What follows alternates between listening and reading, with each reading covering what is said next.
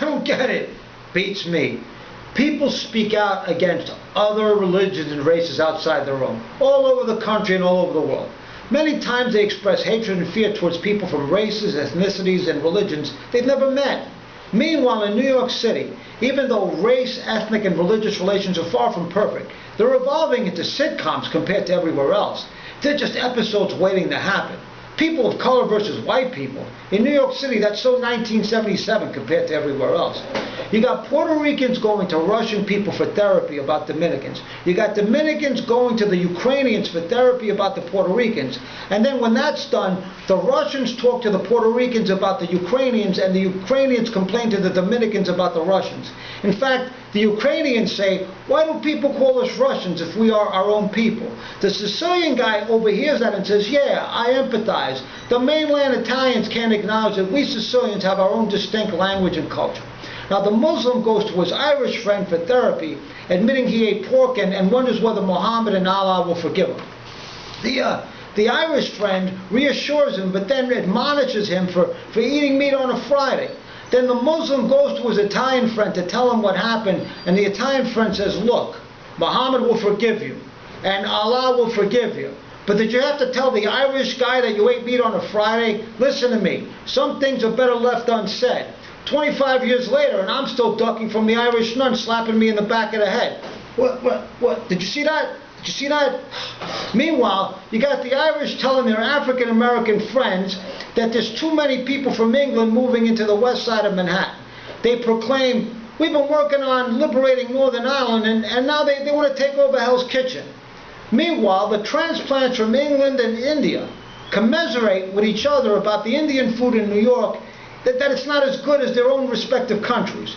Then the Filipino guy tells the New York Indian restaurant owner that the Indian food in New York is even better than London or India, but then advises him, hey, but if you see a Muslim eat pork at your restaurant on a Friday, just remind him not to tell the Irish guy. You got the Koreans complaining to the Caribbeans about the Chinese businesses outside their brick and mortar stores.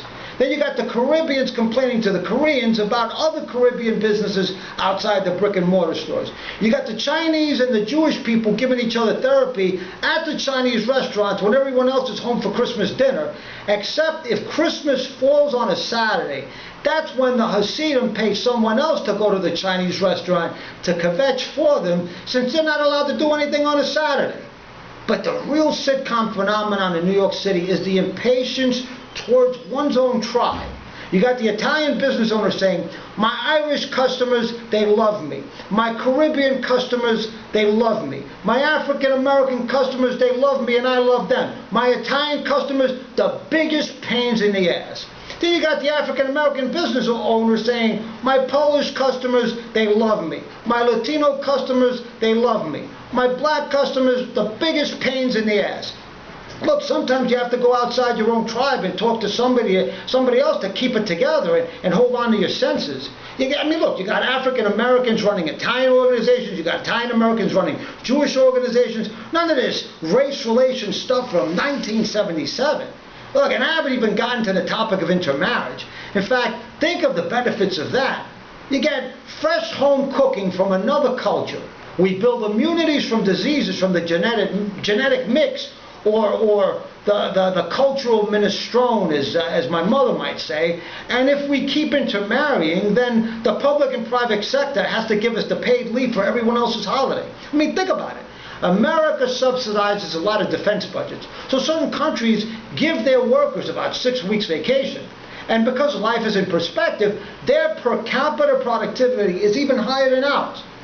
That money isn't coming home anytime soon, especially if the military contractors want to keep it that way. So we may as well intermarry and get paid leave for everybody else's holiday. Wow.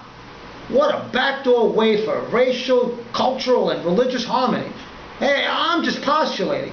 Maybe this process will start in New York. Hey, it's up to you, New York, New York. Thank you.